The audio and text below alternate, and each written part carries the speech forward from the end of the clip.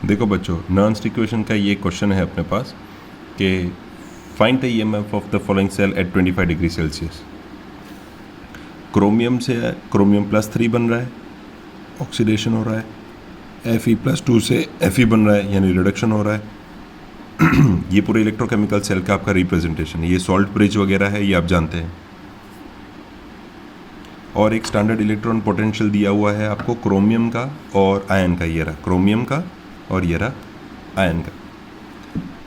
सबसे पहले एक काम करते हैं, नर्न्स्ट इक्वेशन का जो इक्वेशन है वो लिख लेते हैं। EMF is equal to E0 cell minus 0.059 number of electrons exchange log of product upon reactant. देखो, मैं आपके साथ साथ इसलिए सॉल्व कर रहा हूँ ताकि आपको ये पहले से पता हो। पहले लिख के फिर समझाते हुए रिकॉर्ड इसलिए नहीं कर रहा ताकि साथ साथ लिखते जाओ, आपकी भी हैबिट होती जाए। इसीलिए तो अब अपना सबसे पहले गोल क्या रहेगा कि हम ये E0 सेल को ढूंढे। तो E0 सेल ढूंढने का तरीका एकदम सिंपल होता है। उसमें हम करते हैं कैथोड, पोटेंशियल ऑफ कोर्स, लेकिन कैथोड माइनस एनोड। इतना अपने को पहले याद होना चाहिए।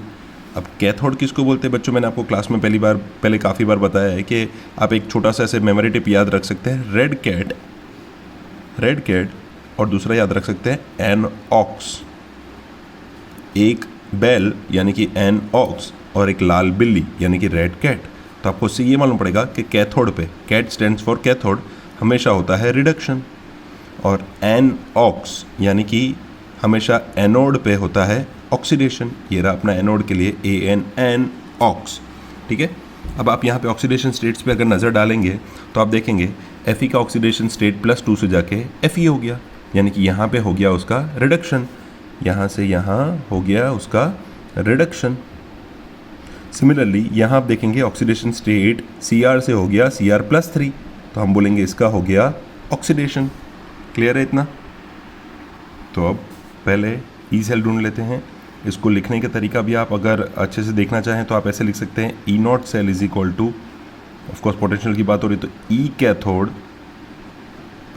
Minus E anode. ऊपर तो सिर्फ मेमोरी टिप थी, लिखोगे उसको इस तरीके से। अब कैथोड का पोटेंशियल ये रहा, मैंने आपको बताया कैथोड यानी जहाँ रिडक्शन होता हो।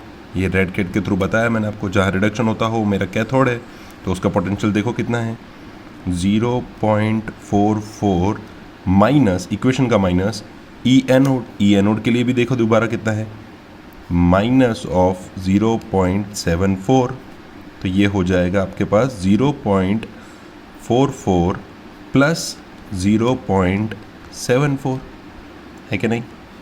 तो इसको जब हम सॉल्व करें तो अपने पे वैल्यू आ जाती है 0.30 वोल्ट। यानी अपना जो अब बेसिक नर्न्स्ट इक्वेशन था उसमें जहाँ पे भी E0 सेल आता था वहाँ मैं अब E0 सेल की वैल्यू ला लूँगा 0.30 वोल्ट। इसको मैं ढंग से लिख देता हूँ, E0 सेल। ठीक है। अब चलो आगे बढ़ते हैं। अब बारी किसकी आती है? सर N ढूंढना है, नंबर ऑफ इलेक्ट्रॉन्स एक्सचेंज ढूंढने हैं। चलिए वो भी देख लेते हैं। तो अब हमें फाइंड करनी है वैल्यू N की। चलो देखें कैसे करेंगे। अब देखो, N की वैल्यू फाइंड करने के लिए पहले आपको बैलेंस्ड इक्वेशन लिखना पड़ेगा। हम उसको बोलते हैं बैलेंस्ड इक्वेशन। Balanced equation. तो चलो देखें हमारे पास इक्वेशन किस तरीके का दिया हुआ है, फिर हम उसको बैलेंस्ड के फॉर्म में देखेंगे। हमें दिया हुआ है Cr से Cr+3। मैं लिख रहा हूँ Cr से Cr+3। ठीक है। बाजू में दिया हुआ है Fe+2 से Fe, तो मैं यहाँ लिख रहा हूँ Fe+2 से Fe। सही है, Fe+2 से Fe। अब हमारा टाइटल ही है बैलेंस्ड इक्वेशन। तो चलिए पहले चार्जेस को बैलेंस करते हैं, फिर एलिमेंट्स को कर लेंगे। यहाँ चार्ज है +3, यहाँ चार्ज है +2, तो चार्ज को बैलेंस करना पड़ेगा। अब जानते हैं दोनों के दोनों ऑड इवन हैं, तो क्या कर लीजिए, यहाँ 2 डाल दीजिए, 2 3 ज़ा 6, चार्ज हो गया 6। यहाँ पे 3 डाल दीजिए, 3 2 ज़ा 6, चार्ज हो गया बैलेंस। अब एलिमेंट्स को बैलेंस कर लेते हैं। यहाँ 3 आयन है, यहाँ एक ही आयन है, तो हम यहाँ पे 3 आयन कर देते हैं। यहाँ 2 क्रोमियम है, यहाँ एक ही क्रोमियम है, तो इसको भी 2 कर देते हैं। तो हो गया आपका ये इक्वेशन बैलेंस्ड। था सिंपल। उसके बाद कॉन्सेंट्रेशंस की भी बात कर लेते हैं। देखिए यहाँ पे Cr+3 का आपको कॉन्सेंट्रेशन दिया हुआ है, कितना है 0.1, तो Cr+3 के नीचे हम लिख देते हैं उसका कॉन्सेंट्रेशन 0.1। ये हो गया इसका कॉन्सेंट्रेशन। सिमिलरली इसका भी दिया हुआ है Fe2+ का या Fe+2 का, तो यहाँ पे उसका भी कॉन्सेंट्रेशन लिख देते हैं 0.01। तो ये बात हो गई कॉन्सेंट्रेशन की भी। चलो अब बैलेंस कर लिया। अब याद करो हम कहाँ से शुरू हुए थे, हम ढूंढने निकले थे n को, उससे पहले हमें ये करना पड़ गया। अब आपको पता चलेगा n ढूंढने में इसका रोल कहाँ था। अब यहाँ पे आप देखो कि इसके पास कितने चार्ज है। Cr के पास, मैं यहाँ लिख देता हूँ, Cr के पास चार्ज कितना है। फिलहाल तो सर इसके ऊपर कोई चार्ज नहीं है, मतलब मैं ये मान के चलूँ कि इसके ऊपर चार्ज है 0। इधर आप चार्ज देखो कितना है, 2 3 मैंने अभी आपको गिनवाया था, +6 चार्ज है। मतलब यहाँ पे 6 इलेक्ट्रॉन्स का एक्सचेंज हुआ है, ऐसा मान सकते हैं। 6 इलेक्ट्रॉन्स का एक्सचेंज हुआ है, ऐसा मान सकते हैं, जो क्रोमियम ने दिए हैं आयन को। जो क्रोमियम ने किसे दिए हैं, आयन को। अब ऑलमोस्ट आपके पास सारी वैल्यू आ चुकी है, जैसे कि n की वैल्यू आपको मिल चुकी 6, जो हमने ढूंढी कि कितने इलेक्ट्रॉन्स का ट्रांसफ़र या तो कहूँ एक्सचेंज हुआ है। कॉन्सेंट्रेशंस आपके पास प्रोडक्ट का भी है, रिएक्टेंट का भी है, E0 सेल भी आप ढूंढ रखे हैं। तो मैं ये इक्वेशन को एक बार फिर से लिख देता हूँ यहाँ पे, और फिर हम उसमें वैल्यूज़ को पुट करते हैं। चलिए अब हम इस इक्वेशन को दोबारा लिखेंगे। EMF is equal to E0 cell, मैं भी लिख रहा हूँ E0 सेल माइनस 0.059। बच्चों अब थोड़ा क्रिटिकल पार्ट है, बस लास्ट सॉल्विंग ही बाकी है, थोड़ा ध्यान दीजिएगा, इसी में बच्चों की गलती होती है। लॉग ऑफ प्रोडक्ट, मैं आपको खाली कंपेयर करवा रहा हूँ लेफ्ट साइड से, इसलिए मैं कैमरे का व्यू उस तरफ रख रहा हूँ, अपॉन रिएक्टेंट। ठीक है, अब आपके पास सारी की सारी वैल्यूज़ अवेलेबल हैं, उनको हम पुट करते चलते हैं। जैसे कि E0 सेल की वैल्यू है 0.30 वोल्ट, तो मैं यहाँ उसकी वैल्यू पुट कर देता हूँ 0.30। इसी से हमें ये 0.059 और n की वैल्यू अभी हमने कैलकुलेट की कि कितने इलेक्ट्रॉन्स का ट्रांसफ़र हो रहा है, 6 इलेक्ट्रॉन्स का, तो n की वैल्यू हो गई 6। सिमिलरली लॉग ऑफ, अब बच्चों देखो यहाँ एक इंपॉर्टेंट बात है जो मैं आपसे शेयर करना चाहूँगा, जो मैं आपको समझाना चाहूँगा, जो जनरली बच्चों को कंफ्यूज करती है, उन्हें पता नहीं होता। वो डिपेंड करती है स्टेट्स के ऊपर, मतलब आपका जो भी कंपाउंड या एलिमेंट कहूँ, जो फिलहाल हमारे पास एलिमेंट्स हैं, तो वो किस स्टेट में है उस पर डिपेंड करता है। जैसे कि प्रोडक्ट, तो हम जानते हैं एरो के right side what ever it is called product. ठीक है, पर यहाँ पे क्या आयन के ऊपर आपको कोई भी चार्ज दिख रहा है? नहीं, तो सर ये सॉलिड स्टेट में होगा। किस स्टेट में होगा? सॉलिड स्टेट में। अब मान लो अगर इसको आपने पानी में घोल भी दिया तो सॉलिड थोड़ी रिएक्ट करेगा उसके साथ। रिएक्ट हमेशा वो चीज़ें करेगी जिस पे कुछ आयन्स हो। देखो अब इसके ऊपर +3 आयन्स है और ये 2 से मल्टीप्लाई होकर ये +6 हो जाने वाला है, तो आयन्स रिएक्ट करेंगे, तो मेरे प्रोडक्ट का रोल प्ले करेगा Cr+3। मेरे प्रोडक्ट का रोल प्ले करेगा Cr+3। अब इसमें एक बढ़िया सी बात जो बच्चे हर बार भूल जाते हैं, उसको आपको ध्यान रखना है। सर इस 2 का क्या? ये अपने पावर में चला जाता है, तो ये बन जाता है Cr+3 का स्क्वायर। नीचे देखते हैं रिएक्टेंट, दोबारा वही बात है, क्या आपको Cr पे कोई चार्ज दिख रहा है? बोले नहीं, तो ये हमारे लिए हो गया सॉलिड फॉर्म। ये तो सब जानते हो कि हम बात कर रहे हैं रिएक्टेंट की, एरो के लेफ्ट साइड जो भी होते हैं वो रिएक्टेंट होते हैं, पर हमें क्या क्रोमियम पे कोई भी चार्ज दिख रहा है? नहीं सर, तो ये सॉलिड है। अब सॉलिड को पानी में घोल लोगे, कुछ होगा? नहीं सर। यहाँ देखो आयन्स हैं आपके पास, तो आयन्स तो सर रिएक्ट करेंगे हमारे साथ, तो ये हमारे लिए हो गया रिएक्टेंट। तो यहाँ पे भी दोबारा वही मैकेनिज्म कि Fe+2 मेरा हो गया रिएक्टेंट, Fe+2 मेरा हो गया रिएक्टेंट, और सिमिलरली उसके आगे जो है कोएफिशिएंट उसका, वो मेरा बन जाएगा पावर। अब इनके कॉन्सेंट्रेशन तो आपको ऑलरेडी दे रखे हैं, चलिए आइए उनकी वैल्यूज़ भी पुट कर लेते हैं।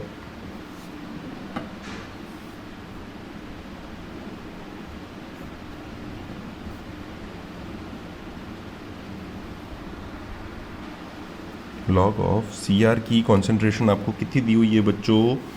देखो Cr की कॉन्सेंट्रेशन 0.1 और आयन की है 0.01, तो यहाँ वैल्यूज पुट करते हैं 0.1 उसका स्क्वायर, और यहाँ पुट करते हैं 0.01 उसका क्यूब।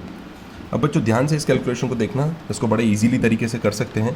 पहला इजी वे मैं आपको दिखाता हूँ। हर बार ये कोशिश कीजिए कि 0.059 है, that is approximately equal to 6 only. 0.059 is approximately equal to 0.60 only, 0.060 only. So हम इस 0.059 को हर बार, just to make our calculations a little bit easy, हम हर बार कोशिश करके इसको 0.06 ही बना देते हैं. 59 के बदले हम 60 और पीछे 0 नहीं लिख रहे हैं तो 6 बना देते हैं.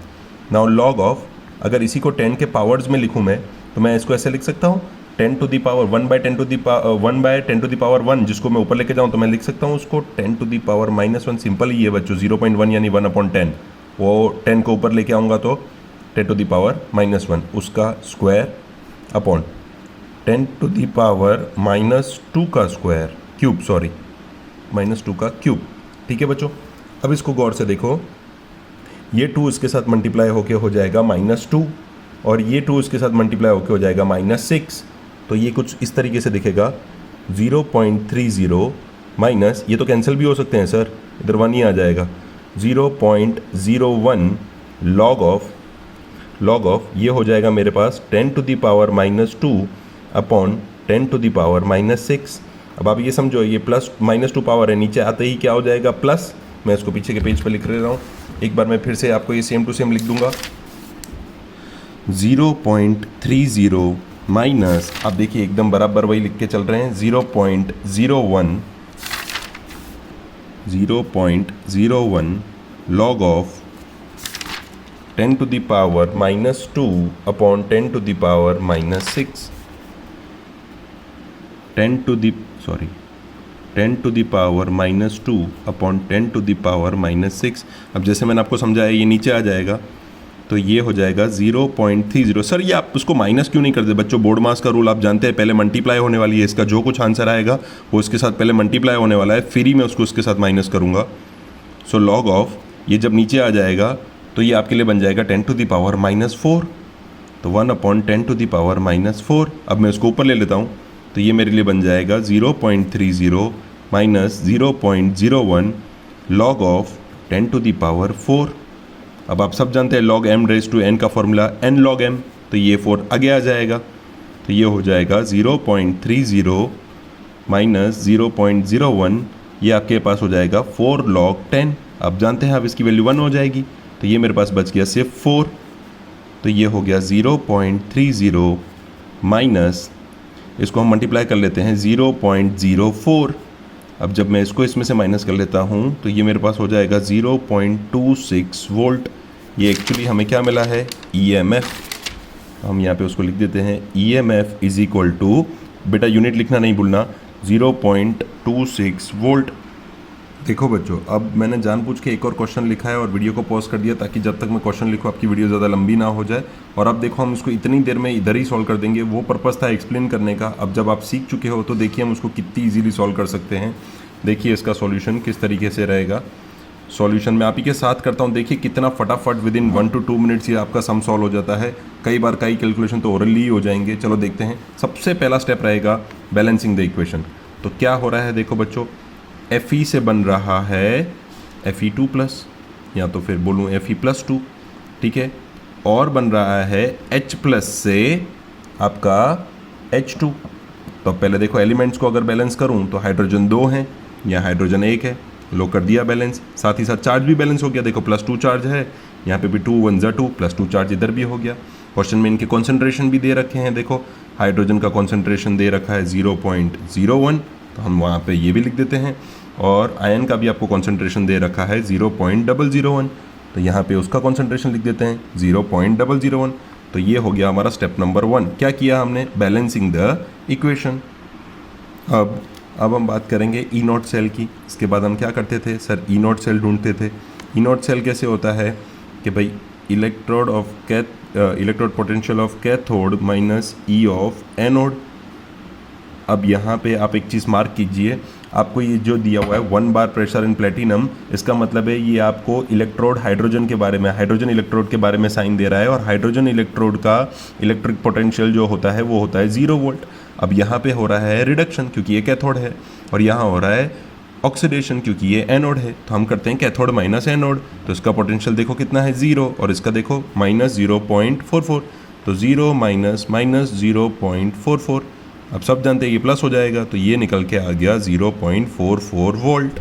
ये आपको क्या मिला? ई नॉट सेल. तो तो ई नॉट सेल की वैल्यू हमें मिली है 0.44। तो ये हो गया अपना स्टेप नंबर 2। क्या ही किया हमने स्टेप नंबर 2 में? बस सर ई नॉट सेल ढूंढा है हमने।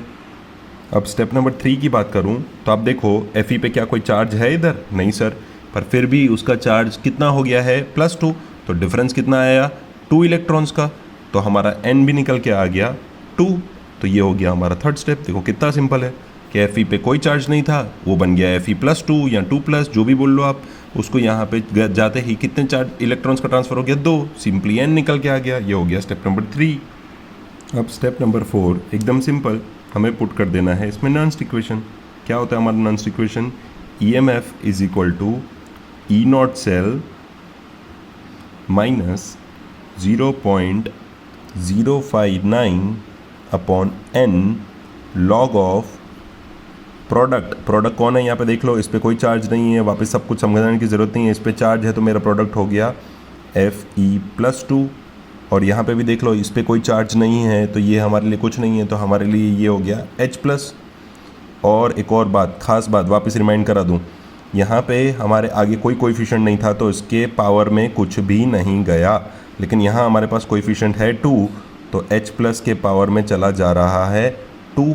अब देखो इनकी वैल्यूज पुट कर देते हैं। ई नॉट सेल की ये रही 0.44, ये मैंने आपको समझाया ही था। 0.059 को आप 0.06 ही लिख लीजिए करिए। और नीचे N की वैल्यू आपके पास है 2, अभी हमने कैलकुलेट की थी। अब लॉग ऑफ, अब यहाँ पे आयन का कॉन्सेंट्रेशन अगर आप ध्यान से देखें तो वो है 0.001, यानी बात हो गई 10⁻³ और नीचे H+ का कॉन्सेंट्रेशन है 0.01, यानी वो हो गया 10⁻², और उसका भी यहाँ पे लिखा है स्क्वायर, तो अल्टीमेटली वो हो जाने वाला है 10⁻⁴। मैं पीछे के पेज पे वो लिख के वीडियो रेज्यूम करता हूँ ताकि आपकी वीडियो लंबी ना हो। अब देखो बच्चों, मैंने पीछे वाला इक्वेशन दोबारा लिख लिया। अब इसके फर्दर सॉल्व करते हैं। अब आप ये देखो, ये कट हो जाएगा 3 तो ये हो गया 0.03। याद रहे आपको डायरेक्टली मल्टीप्लाई नहीं करना है अकॉर्डिंग टू बोर्ड मास, हम पहले मल्टीप्लिकेशन करेंगे एंड देन सब्ट्रैक्शन। नाउ 2 2 हो गया 4, तो ये हो जाएगा 10⁻⁻⁴। अगर इस -4 को मैं ऊपर लेके जाता हूँ it will be +4, +4 - 3 it will be 1, and log 10 की वैल्यू आप जानते ही है वो 1 ही हो जाने वाला है, यानी वो हमारे किसी काम का नहीं है। log 10 इसकी वैल्यू ऑलमोस्ट 1 हो जाने वाली है। अब बस आपको उसको कर देना है माइनस, 0 - 0 0, 4 - 0 4, 4 - 3 1। तो ये आ गया आपका EMF is equal to 0.41 volt. देखो बच्चों कितना बढ़िया से हो गया। एक बार ऊपर से वापस देख लेते हैं रिवीजन टाइप्स। सबसे पहले रिएक्शन को बैलेंस करो, step number 1। Step number 2, E naught cell ढूंढ लो। कैसे ढूंढते हैं? कैथोड माइनस एनोड, कैथोड भी दिया रखा है, एनोड भी दिया रखा है, या तो ऐसा समझ लो बड़े में से छोटा माइनस। मोस्टली ये वैल्यू हर बार प्लस आती है बच्चों, उसके पीछे भी एक लॉजिक है। अगर यही पॉजिटिव नहीं आई तो सोचो इधर पॉजिटिव वैल्यू नहीं होगी तो ये में पॉजिटिव कैसे आएगा। इसलिए मोस्ट प्रोबेबली हमेशा ई नॉट सेल की वैल्यू आपको मिलती ही पॉजिटिव है ताकि EMF पॉजिटिव आ पाए। एन कैसे देखते हैं? आप देख लो आयंस का एक्सचेंज यानी कि इलेक्ट्रॉन्स का एक्सचेंज। आप देखो आयन पे कोई चार्ज नहीं है, एट प्रेजेंट इट इज़ 0। यहाँ लिख दूँ चार्ज एट प्रेजेंट है 0, वहाँ से हो गया +2 यानी कि 2 इलेक्ट्रॉन्स का हुआ ट्रांसफ़र। तो मैं यहाँ पे बोल सकता हूँ N = 2। नॉन्स्ट इक्वेशन लिख लिया, उसमें सारी ही वैल्यूज पुट कर दी है हमने। 0.59 को हमने मान लिया 0.6। इसके आगे कोई भी कोएफिशिएंट नहीं था तो उसके पावर में कुछ भी नहीं गया है। ये रिएक्टेंट की साइड पे हमारे पास एक कोएफिशिएंट था तो वो हमारे प्रोडक्ट पावर में गया है। फर्दर इसको जब हमने सॉल्व किया तो ये पावर मल्टीप्लाई होके हो गए 4। ये 4 ऊपर जाते ही हो जाएगा +4, -3 + 4 that will be 1, and 10⁻1 is nothing but 10 only, and log 10 की वैल्यू हमारे लिए 1 ही हो जाती है, तो हमारे किसी काम की नहीं है। एंड देन हम उसको कर लेंगे सब्ट्रैक्ट। आई होप सबको समझ में आ गया होगा। Thank you.